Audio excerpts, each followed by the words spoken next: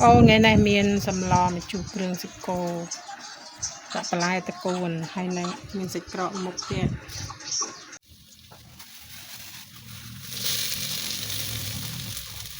បាទសូមគោរពជម្រាបសួរពុកម៉ែបងប្អូនទាំងអស់នៅក្នុងបណ្ដាញសង្គមបាទនេះគឺជាវីដេអូថ្មីមួយទៀតហើយគឺជាវីដេអូធ្វើម្ហូប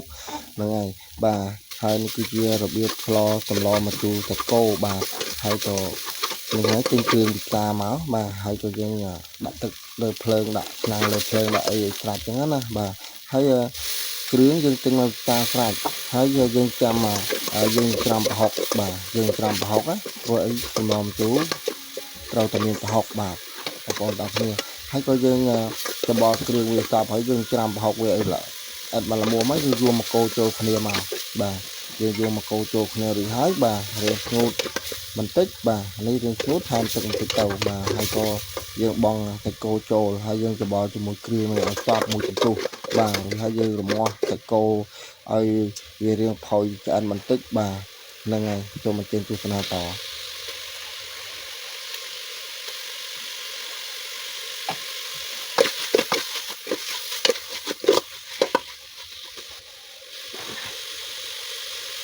ហើយយើងត្រូវត្រៀមទឹកអំពិលទុំបាទនេះដូចក្នុងវីដេអូចឹងបាទបន្ទាប់មកគឺយើងត្រូវបង់គ្រឿងបង់ម្សៅស៊ុបបាទរេឌីបន្តិចហើយក៏យើងកុំដាក់អំបិលបាទយើងកុំដាក់អំបិលព្រោះថាប្រហុកវាប្រៃហើយហ្នឹងហើយក៏ថែមទឹកអំពិលទុំតិចទៀតទៅហើយច្របល់ចូលគ្នាទៅ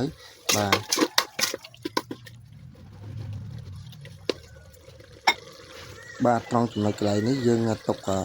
រងាស់វារួចហើយបាទឲ្យវាឆ្អិនតែកូរឆ្អិនហើយយើងក៏ភ្លក់មើលតាក់មើលទៅបាទតែវាទៅរសជាតិអីយើងដាក់រសជាតិនឹងទៅបាទដូចជាមិញយើងបានដាក់អំបិលអញ្ចឹងយើងភ្លក់រសជាតិមើលទៅបើវាតាពីអីយើងដាក់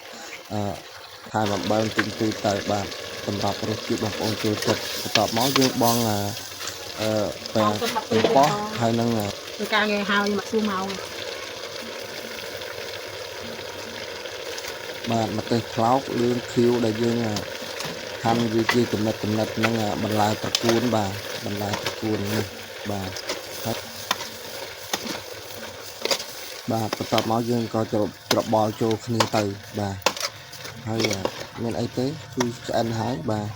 ហ្នឹងហើយវីដេអូខ្ញុំមានតែប៉ុណ្្នឹងឯងអរគុណច្រើនបងប្អូនបាទសូមបងប្អូនជួយគាំទ្រខ្ញុំម្នាក់មួយផងបាទហ្នឹងហើយសូមអរគុណសូមជម្រាបលាបាទបាយបាយជួបគ្នានៅវីដេអូក្រោយបាទខ្ញុំខានធ្វើវីដេអូឡើងពី3ថ្ងៃហើយបាទដោយសារតែទូរស័ព្ទខ្ញុំមុនហ្នឹង